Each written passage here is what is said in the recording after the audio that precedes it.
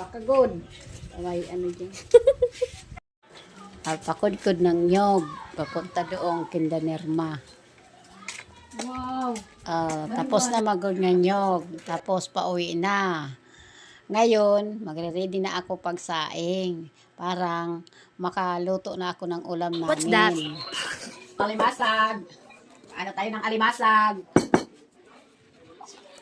Ang ulam natin ay alimasag. Ganito ang pag ano ng alimasag, inaalis yung sa ibabaw at saka linilinis ito.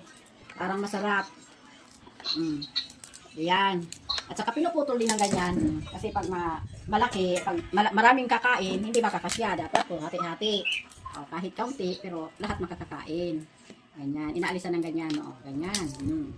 Iluluto yan. Ayan. Inalis yung sa ibabaw yung ganyan, no? Ganyan, inalis yung Aray mo, paka! Ano din ang lumasag. Ayan, ganyan, ha? Laki, ho? Ayan. Inaalis yung mga sa dito, ho? Ayan. Tsaka, ayan. Ito.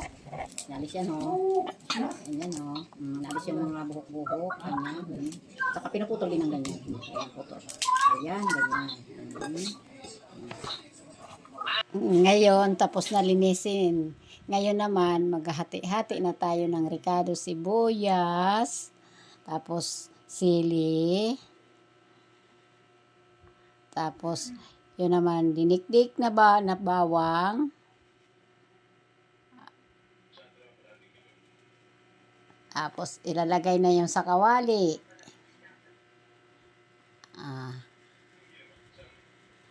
Yan mong apo ko, tawang-tawa. So, ngayon naman, ilalagay na yung mga ricado. Ayan, nilagay ng ricado. Tapos, nagdidikdik ng pamenta. Ayan, pampasarap yan, pampabango. Ayan.